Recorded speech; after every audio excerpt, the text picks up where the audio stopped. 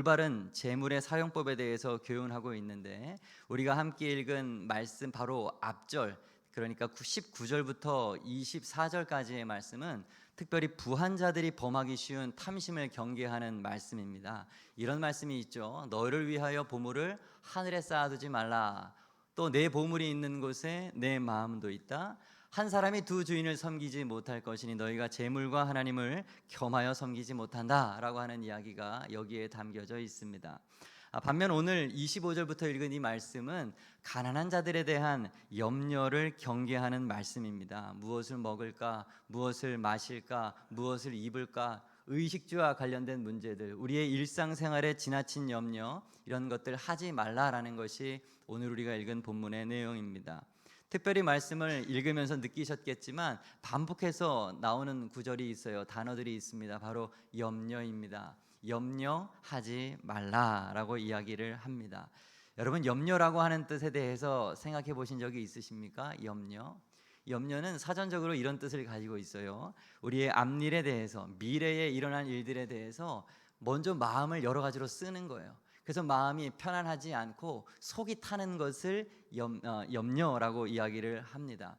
비슷한 말로는 근심, 불안 이런 뜻이 있겠죠. 속을 태우고 우울한 거, 마음이 편하지 않고 조마조마한 거, 이런 내용들이 다 이 염려와 근심과 불안이라고 하는 단어의 뜻입니다.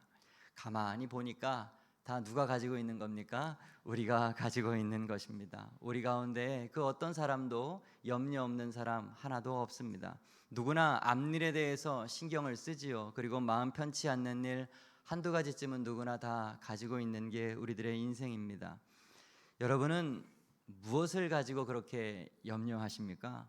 무엇 때문에 그렇게 마음이 편치 않으시고 조마조마하시고 속이 타들어가고 계십니까? 아마도 젊은 사람들은 학업 때문에 염려할 거예요. 좀 더 공부를 잘했으면, 좀 더 좋은 대학교에 가고, 취업, 좋은 직장에 가고, 좋은 사람 만나서 결혼하고, 이런 것들이 그들의 염려일 것입니다. 나이가 들어서는 아무래도 건강에 대한 문제로 염려하겠죠. 자꾸 몸이 아파오니까 이제 아프지 않았으면 좋겠다라고 하는 그런 염려, 건강에 대한 염려. 자녀를 낳았으니까 자녀 양육에 대한 염려, 또 가장 피부로 느껴지는 먹고 살 것에 대한 염려, 물질에 대한 그런 부분, 사람과의 관계 속에서 하여튼 다양한 염려가 우리 가운데 있을 것입니다. 그런데 오늘 본문에서 예수님은 우리들에게 매몰차게 말씀하십니다. 염려하지 말라, 이렇게 하는 거예요. 염려하지 말라. 공중의 새, 들의 백합화, 하찮은 들풀들 다 하나님께서 기르시고 먹이시고 입히실 텐데, 하나님의 백성된 너희가 왜 이렇게 염려하고 살아가느냐, 하나님께서 세심하게 보살피실 게 아니겠느냐라고 하는 말이 오늘 말씀이에요. 특별히 오늘 주님 말씀은 방금 말씀드린 것처럼 4번이나 이 말씀하세요. 염려하지 말라, 염려하지 말라. 우리 믿는 자들로 하여금 삶의 문제로 염려하지 말라고 강조하세요. 사실 그런데 저는 솔직히 이 말씀을 좀 젊었을 때는 읽을 때마다 조금 불편했어요. 염려하지 말라고 이렇게 말씀하시는데 이게 정말 가능한 일일까? 주님을 만난다면 묻고 싶은 거예요. 하나님, 이것이 정말 가능한 일입니까? 정말 나는 염려하면 안 되나요? 이것을 저에게 명령하신 것입니까? 이것을 어떻게 지키라고 하는 겁니까?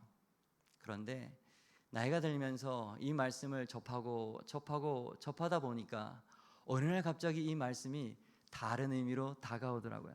처음에는 이 말씀이 율법으로 다가왔어요. 명령으로 다가왔어요. 지킬 수 없는 것처럼 다가왔는데 어느 날 이 말씀이 따뜻한 하나님의 음성으로 들려왔습니다. 내가 다 아니까 염려하지 말아라 하는 그런 말씀으로 다가왔습니다. 여러분, 염려하지 말라고 하는 이 말씀을 반드시 해야만 하는 율법으로 받아들이지 마시기 바랍니다. 이 말씀은 오히려 하나님께서 우리는 염려할 수밖에 없다는 것을 아시고 위로하시는 말씀이라는 것을 믿으시기를 바랍니다.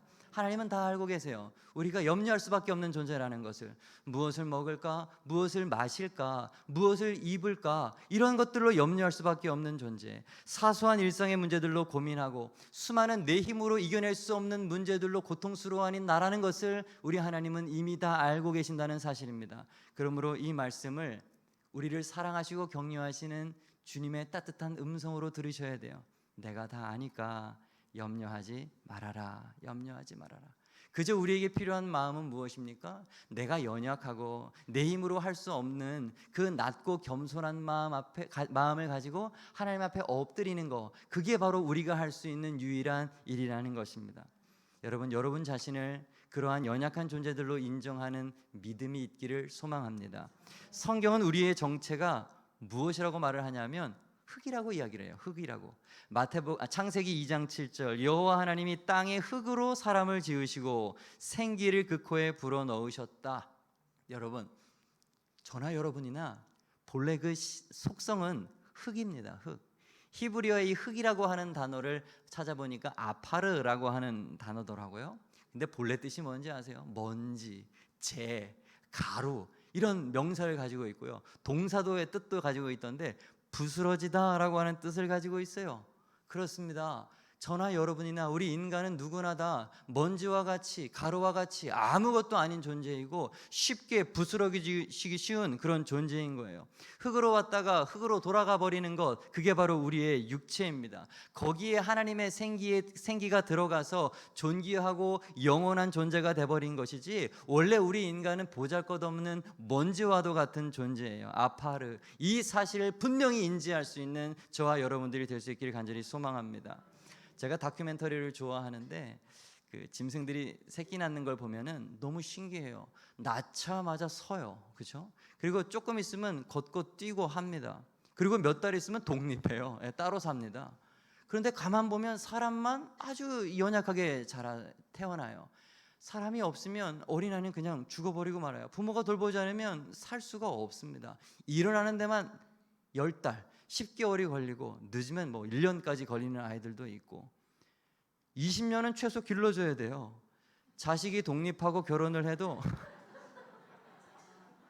빨리 독립했으면 좋겠는데, 그렇죠? 근데 독립해도 그런데 이게 쉬운 해소되는 게 아니에요. 독립해도 사실 부모의 돌봄은 끝이 없습니다. 계속 김치에다 주고 다 보살펴줘야 되는 거 아닙니까? 만물의 영장이라고 사람을 말하지만 사실 이 세상에 그 어떤 것보다도 유약한 존재가 우리 인간이라고 하는 존재예요. 저도 이제 40 중반이 됐지만 아직도 부모님의 사랑과 관심 아래에 있다는 것을 부인할 수가 없어요. 솔직히 말하면 은근히 아버지의 그늘 아래에 있는 것이 너무 좋아요.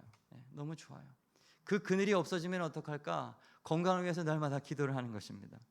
우리는 염려할 수밖에 없는 연약한 존재, 늘 누군가의 도움이 필요한 아파르, 먼지와도 같은 존재입니다. 그래서 하나님은 이사야 선지자를 통해서 하나님과 우리의 관계를 이렇게 설명하셨어요. 다 같이 시작. 여인이 어찌 그 젖 먹는 자식을 잊겠으며 자기 태에서 난 아들을 긍휼히 여기지 않겠느냐. 그들은 혹시 잊을지라도 나는 너를 잊지 아니할 것이라. 아멘. 내가 너의 참 아버지가 되어주겠다라고 말을 하고 있습니다. 육신의 아버지는 한계가 있어요. 아는 것도 한계가 있고 능력도 한계가 있고 성품에도 한계가 있어요. 하지만 우리 하나님 아버지는 모든 것이 완전하신 하나님이시지요. 성품도 완전하시오, 능력도 완전하시오, 모든 것을 창조하시고 하실 수 있는 그 아버지이십니다. 그런데 그 하나님께서 내가 너의 아버지가 되어주겠다고 말씀하고 계시는 것입니다. 예수님도 말씀하셨습니다. 땅에 있는 자들을 아버지라 하지 말라. 너희 아버지는 한 분이시니 하늘에 계신 이시니라. 아멘. 우리가 기도할 때 어떻게 기도합니까? 예수님께서 가르쳐 주신 기도, 너희는 이렇게 기도하라. 다 같이 시작. 하늘에 계신 우리 아버지요. 아멘. 여러분, 그렇습니다. 우리는 기도할 때 하늘에 계신 우리 아버지요 라고 기도를 시작하는 거예요. 그 후의 기도는 솔직히 안 해도 돼요. 하늘에 계신 우리 아버지요. 저는 이것에서 멈추고 펑펑을 운 적이 한두 번이 아니에요. 아버지십니다. 우리 하나님은 아버지가 되세요. 모든 것이 다 갖추고 계신 완벽한 아버지이십니다. 우리는 염려할 수밖에 없는 존재, 그러나 우리 하나님은 모든 것을 가지신 아버지, 그분의 돌봄과 보호가 필요한 존재, 우리라는 사실 잊지 마십시오. 하나님은 복의 근원이 되시기 때문에 그분이 복을 내려 주셔야만 우리는 복을 받아 누릴 수 있습니다. 우리는 그런 존재예요. 문제는 뭐냐 하면 내가 내 힘으로 내 인생의 문제를 해결하려고 하는 거예요. 내가 내 힘으로 문제를 해결하려고 할 때 거기에서 염려가 시작이 되는 것입니다. 오늘 본문에서 반복적으로 등장하는 질문, 무엇을 먹을까, 무엇을 입을까, 무엇을 마실까 하는 이 질문, 이 염려는요, 누가 하는 질문이냐 하면 내 힘으로 나의 문제를 해결하려고 하는 사람들의 질문입니다. 내가 내 힘으로 먹는다, 내 힘으로 입는다, 내 힘으로 필요한 것을 다 채운다, 그러는 사람이 염려하는 거예요. 여러분, 하나님과 상관없는 사람, 영적 고아들만 이러한 고민을 하는 거예요. 31절과 32절을 보시기를 바랍니다. 염려하여 이르기를, 이러지 말라는 거야. 다 누가 구하는 것이라? 이방인이 구하는 거라고 말을 하는 것입니다. 하나님을 알지 못하는 사람, 그런 사람들은 모든 걸 다 자기가 책임져야 되는 거예요. 왜냐하면 아버지가 없으니까. 아버지가 없으니까 자기가 자기를 책임져야 되는 거예요. 책임져줄 존재가 없어요. 자신을 염려하면서 자신의 앞날을 스스로 만들어 가야 됩니다. 문제가 있으면 스스로 넘어가야 되고 스스로 해결해야 돼요. 그런 인생의 어깨의 짐은 얼마나 무거울까요?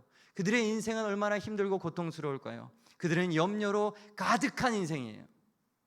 염려하지만 해결할 수 없는 문제로 또 염려하는 인생, 답이 없는 인생, 아버지가 없는 자들의 인생입니다. 안타까운 것은 하나님을 믿는다라고 하는 성도들 가운데서도 자신의 힘으로 사는 사람들이 있다는 거예요. 성도들 가운데도 염려하는 사람들이 있어요. 사실 예수님께서 이것이 지금 산상수훈이잖아요. 예수님을 믿겠다고 하는 사람들, 하나님을 아는 사람들의 무리를 앞에다 놓고 이 설교를 지금 하고 있습니다. 너희들 가운데 아직도 그런 염려하는 사람들이 있느냐? 그런 염려하지 말라. 그런데 그 염려하지 말라고 하는 그 설교가 성경책에 기록을 하셔서 2022년을 살아가는 우리들에게 또 예수님께서 말씀하세요. 염려하지 말라. 왜 그럴까요? 그때에도 하나님을 아는 자들이 염려를 했고 지금도 예수를 믿고 하나님을 아는 자들이 똑같이 염려하기 때문에 그래요. 그러므로 우리들에게 말씀하시는 거예요. 염려하지 말라. 염려하지 말라. 우리도 똑같이 하나님을 믿고 예수님 믿으면서 저 이방인 사람들과 똑같이 염려하면서 살고 있는 거 아닙니까? 무엇을 먹을까? 무엇을 마실까? 무엇을 입을까? 똑같이 염려하면 우리는 믿지 않는 사람과 다를 바가 전혀 없는 거예요. 사랑하는 새생명 베다니 성도 여러분, 힘을 빼시기를 바랍니다. 여러분의 힘으로 살려고 몸부림치지 마시기 바랍니다. 사실 생각해 보면 우리의 힘으로 뭔가 해결할 수 있다는 생각은 아주 잘못된 생각이에요. 왜냐하면 염려해서 해결될 게 별로 없기 때문에 그래요. 염려한다고 해결될 게 사실 별로 없어요. 진짜 그것을 가지고 생각해 보세요. 염려한다고 해결되는 게 별로 없어요. 오늘 본문 27절, 너희 중에 누가 염려함으로 그 키를 한 자라도 더할 수 있겠느냐? 여기 중에 키 작은 분들 계시죠? 염려하시잖아요. 키 크고 싶잖아요. 그렇죠? 아무리 염려해 보세요. 키가 안 자랍니다. 안 자라요. 똑똑해지고 싶죠? 누구나 다 똑똑해지고 싶습니다. 총명해지고 싶어요. 한 번 본 것은 잊지 않고 싶어요. 아무리 그런데 내가 똑똑해지고 싶어도 염려해도 안 돼요. 염려해도 그게 안 됩니다.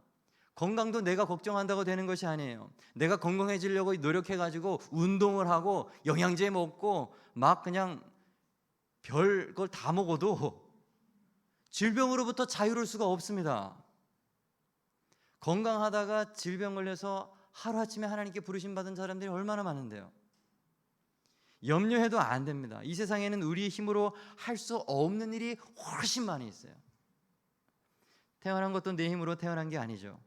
외모도 능력도 지능도 사람을 만남도 사업도 모든 것이 다 내 힘으로 되는 게 아니에요. 염려한다고 되는 것이 아닙니다. 이 사실을 겸손하게 인정하시고 힘을 빼세요. 너무 힘주고 살지 마세요. 제가 한번 어느 목사님들이랑 같이 이제 세미나를 호텔에서 한 적이 있었어요. 한밤중에 한 목사님이 저에게 목사님 저기 풀장이 있는데 수영하러 가자는 거예요. 저 수영 못한다고. 자기가 가르쳐 주겠대요. 어떻게 가지? 가서 갔는데 제가 뭐 수영을 못하거든요. 지금도 수영을 잘 못해요. 근데 엎드리래요. 깔아놨는데 그때 보면 어떡하냐 그랬더니 계속 하는 얘기가 뭔지 아시죠? 무슨 얘기 하려고 했는지 아시죠? 계속 때리는 거예요. 힘 빼라고. 예. 정말 힘을 조금 뺐더니 에라 모르겠다 힘을 빼면 그래도 뜨더라고요. 그리고 허부적 하니까 앞으로 가더라고요. 정말로. 예. 너무너무 신기한 일이죠. 믿음 생활도 똑같은 거예요. 힘주면 깔아앉아요. 영적 생활상에서 믿음이 떨어지는 거예요. 그러나 예수 안에서 힘을 빼고 하나님을 바라보면 올라가는 거예요. 올라가는 거예요. 힘을 빼면, 주님만 바라보면 주님이 주시는 힘으로 살아가는 그런 인생이 되는 줄로 믿습니다. 그러므로 우리는 힘을 빼고 믿어야 돼요. 무엇을 믿습니까? 하늘아버지께서 나를 기르고 책임지신다. 이걸 믿어야 되는 거예요. 염려하지 말라. 주님께서 이런 말씀하셨을 때는 여기에 숨겨져 있는 말이 있어요. 하나님께서 책임져 주겠다라고 하는 의미가 여기는 담겨 있는 거예요. 염려하지 말라, 괄호치고 내가 책임지겠다. 자, 따라합시다. 염려하지 말라, 내가 책임지겠다. 여러분, 우리들의 정체를 분명히 아십시오. 아파르, 먼지와도 같고 가루와도 같고 흙과도 같은 아무것도 아닌 우리들이지만 우리는 근데 사실 알고 보면 그냥 흙이 아니에요. 하나님께서 소유된 흙이에요. 하나님의 소유된 먼지고 하나님의 소유된 가루입니다. 아무것도 아닌 존재인 것 같지만 하나님께서 자기 백성 삼으신 자들이라는 말이에요. 우리는 하나님의 것입니다. 그러므로 우리 제자들은 하나님을 모르는 이방인들과 완전히 달라요. 무엇이 다르느냐? 이방인들은 염려를 하고 제자인 우리는 하나님 아버지를 믿어요. 할렐루야. 이 간단한 진리를 마음에 새기세요. 이방인들은 염려하고 우리는 믿는다. 이게 뒤바뀌면 문제가 생기죠. 우리가 왜 염려합니까? 아버지가 계시는데 왜 염려하세요? 우리는 믿는 사람들이 되어야 할 줄로 믿습니다. 공중의 새를 보라. 심지도 않고 거두지도 않고 창고에 모으는 일도 없는데 하나님이 기르십니다. 얼마 전에 장마로 비가 홍수와 같이 막 엄청 내렸잖아요. 그렇죠? 새들이 염려되지 않았어요? 안 죽었어요. 하나도. 다 살아납니다. 하나님이 다 보호하시는 거예요. 들의 백합화를 보아라. 수고도 하지 않고 길쌈도 하지 않는데 하나님께서 이 세상의 그 어떤 것보다도 아름답게, 솔로몬의 입은 옷보다도 더 황홀한 아름다움을 그에게 주신 거 아니겠습니까? 들풀들 하나님께서 친히 입히신다는 것입니다. 하물며 너희일까 보냐. 하물며 너희일까 보냐. 더 존귀한 하나님의 형상을 가진, 영혼을 가진 너희들을 내가 보살피고 돌봐주지 않겠느냐 하시는 주님의 탄식의 말씀이신 것입니다. 사랑하는 여러분, 하물며의 신앙을 가지시면 좋겠습니다. 환난과 위기를 만나거나 하나님의 사랑이 의심될 때 우리는 이 하물며라는 말을 자꾸 읊어야 돼요. 그래, 하물며 하나님이 나를 어떻게 하시겠어? 저 공중의 새를 보세요. 저 새들도 하나님께서 길러주시는데 하물며 하나님이 나를 죽이시겠어? 들에 핀 백합화를 보세요. 자라고 있는 들풀들을 보세요. 그러면서 하나님께서 저것들도 저렇게 아름다운 꽃을 피워주셨는데 하물며 나를 그냥 두시겠는가? 나의 인생에도 꽃피는 인생이 되도록 하나님이 만들어주시지 않겠는가? 아멘. 그런 믿음을 가지셔야죠. 하물며 나겠어? 하물며 내가 죽겠어? 하물며 나를 가만두겠어? 하나님이 도와주실 거야. 하나님께서 나를 지켜주실 거야. 가장 완벽한 아버지, 우리 하나님을 믿으시기를 바랍니다. 의심하지 마시고 여러분의 인생을 전적으로 하나님께 의뢰하시기를 바랍니다. 매일 기도하세요. 매일 감사하세요. 어제 기도했으니까 오늘 응답하실 것을 믿는 믿음으로 미리 감사하는 것입니다. 오늘 하루 나에게 어떠한 일이 일어날든지 그것은 알 수 없지만 그게 내 마음에 드는 일이든지 혹 내 마음에 들지 않는 일이라고 하든지 하나님께서 나의 기도를 들으셨기 때문에, 하나님은 실수하지 않은 하나님이시기 때문에 나에게 늘 좋은 것을 주시는 하나님이시므로 염려 없이 그냥 받아들이세요. 아멘으로 나에게 일어나는 일을 주님께서 주시는 일이라고 믿고 감사하시기를 바랍니다. 하나님의 계획과 방법은 우리의 머리를 늘 언제나 뛰어넘는 크고 비밀한 일이기 때문에 우리들에게 요청되는 것은 딱 하나, 믿음이에요. 하나님 아버지가 나를 기르신다. 하나님 아버지가 나를 돌보신다.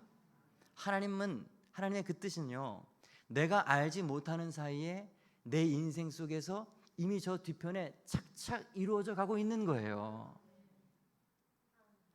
제가 수원에서 새생명 베다니교회 담임할 줄 어떻게 알았어요? 아무리 생각해도 저는 이해가 되지 않아요. 저 교회를 가면 좋지 않을까? 안 되고, 저 교회를 가면 좋지 않을까? 안 되고. 하나님은 우리들의 인생 가운데 안 되고 안 되는 것들을 막 만들어요. 그렇죠? 안 되고 안 돼요. 근데 결국 뭔가를 만들어내 주세요. 그게 하나님이신 것입니다. 창세기 29장에 보면 야곱이 라헬, 레아와 결혼하는 장면이 나와요. 외삼촌 라반에게 가서 야곱이 둘째 딸을 보니까 너무 사랑스러우니까 그와 결혼하기를 원했죠. 삼촌이 그러죠. 너 7년 동안 나랑 일을 해라. 그럼 내가 둘째 딸 주겠다. 알겠습니다. 7년 동안 열심히 일을 했어요. 그리고 결혼식을 했습니다. 그리고 눈을 딱 떴는데 다음날 아침에 둘째를 원했는데 첫째가 옆에 누워있는 거예요. 레아가 누워있는 거예요. 외삼촌 이게 무슨 일입니까? 우리 동네는 둘째부터 결혼 안 시킨다. 이게 무엇입니까? 저는 둘째를 원합니다. 그러면 둘째도 줄 테니까 7년 동안 더 일을 해라. 알겠습니다. 졸지에 두 여자의 남편이 되어버렸어요. 그런데 그 이후의 말씀을 계속 보시면 야곱은 마음이 변하지 않아요. 야곱은 언제나 둘째 라헬만 사랑합니다. 한 번도 마음을 레아한테 준 적이 없어요. 그런데 신기한 일이 벌어지죠. 야곱은 라헬을 사랑하는데 하나님은 복을 주시는데 레아한테 자꾸 주세요. 아이를 레아만 낳아요. 레아를 계속 첫째, 둘째, 셋째, 넷째 계속 레아만 낳습니다. 왜 그럴까? 이해가 안 돼요.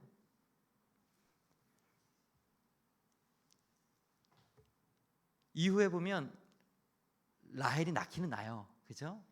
그 중에 우리가 잘 아는 아이가 하나 나오죠. 요셉이 나옵니다. 야곱이 제일 좋아하는 아들이 누구예요? 요셉이에요. 자기가 사랑하는 라헬 그 아들 요셉을 너무너무 사랑했던 거예요. 그런데 그건 하나님의 관심이 아니에요.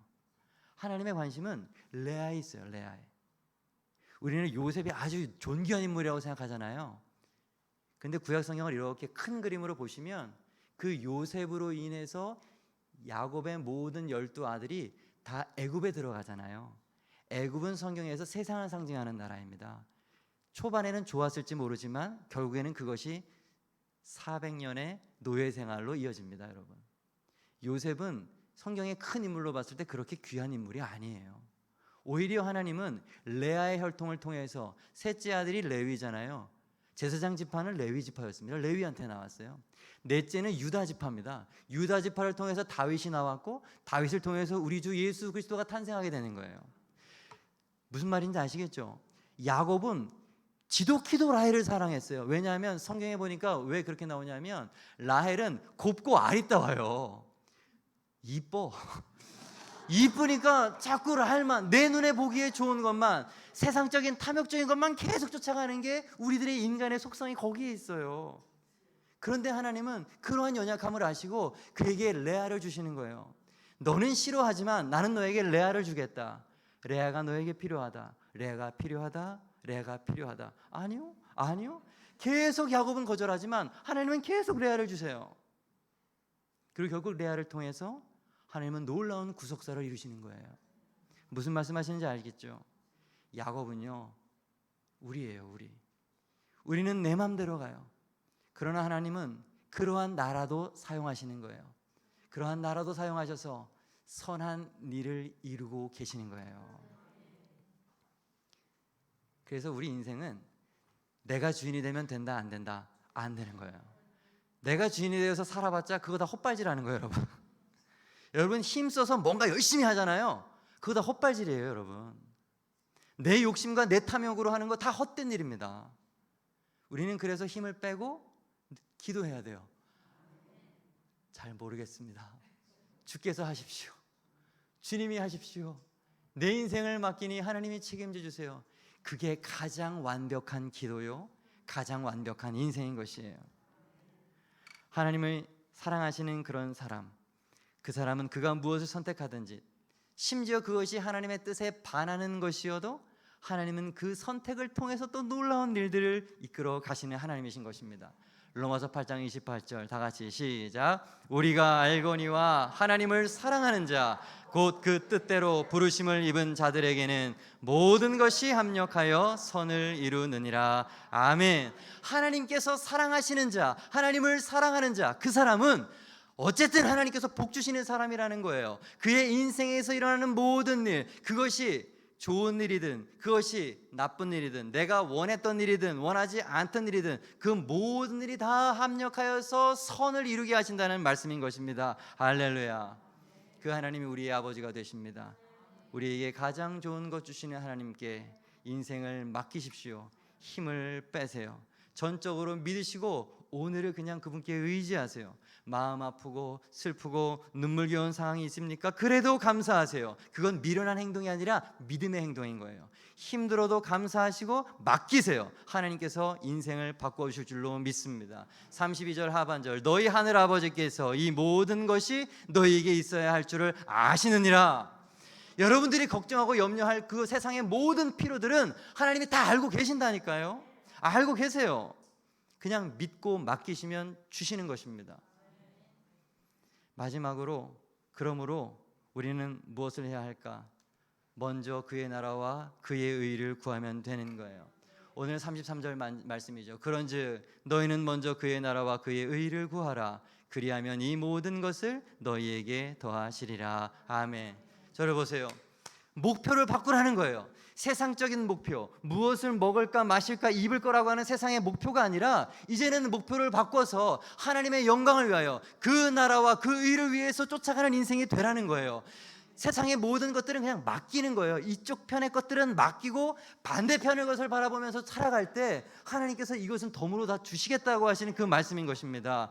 할렐루야. 이러한 믿음을 갖는 우리 모두가 될 수 있기를 바랍니다. 육적인 것은 맡기십시오. 영적인 것을 추구하세요.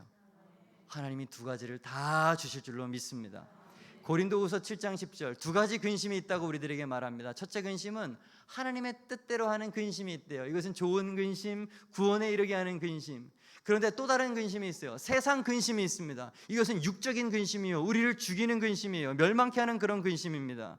여러분, 우리는요 이방인들처럼 세상 근심하면서 죽다가 말을 인생이 아닌 거예요. 어제 그저께 금요심에 말씀드린 것처럼 먹다 죽을 인생이 아니라는 거예요. 우리는 영적인 것을 추구하며 하나님의 나라를 확장하면서 살아가는, 하나님의 뜻을 이루면서 살아가는 인생이 되어야 되는 줄로 믿습니다. 그러면 하나님이 모든 것 채워주시는 거죠. 다 함께 읽겠습니다. 시작. 수고하고 무거운 짐진 자들아 다 내게로 오라. 내가 너희를 쉬게 하리라. 아멘. 한 번 더 다 같이 시작. 수고하고 무거운 짐진 자들아 다 내게로 오라. 내가 너희를 쉬게 하리라. 아멘. 내가 해결한다. 내가 책임진다. 나에게 맡겨라. 오늘 주님께서 우리에게 말씀하여 주시는 줄로 믿습니다. 빌립보서 4장 말씀 우리 함께 읽고 말씀을 좀 마치도록 하겠습니다. 믿음으로 읽습니다. 아무것도 염려하지 말고 다만 모든 일에 기도와 간구로 너희 구할 것을 감사함으로 하나님께 아뢰라. 그리하면 모든 지각에 뛰어난 하나님의 평강이 그리스도 예수 안에서 너희 마음과 생각을 지키시리라. 아멘.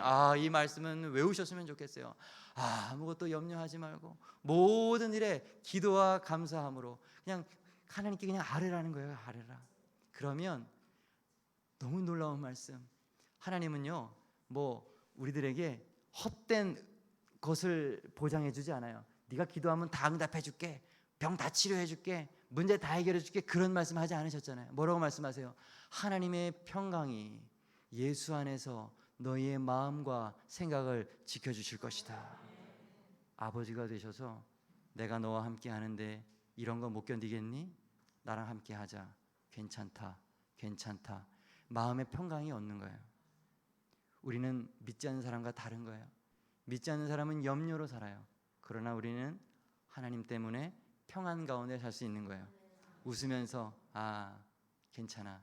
하물며 하나님께서 넉넉하게 이길 수 있는 줄로 믿습니다. 말씀을 정리하겠습니다. 하늘아버지께서 아시느니라. 첫째, 우리는 염려할 수밖에 없는 연약한 존재. 하나님은 우리가 이런 연약한 일이라는 거, 아파를 먼지 같은 존재라는 거 다 아세요. 그래서 우리들에게 말씀하시는 것입니다.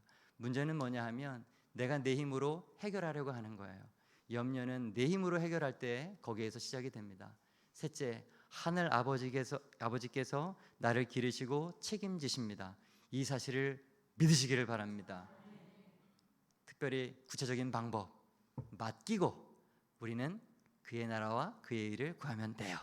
아멘. 그럴 때 우리 주님께서 정말 믿음의 삶으로 우리들의 인생을 기쁨으로 평안으로 채워주실 줄로 믿습니다.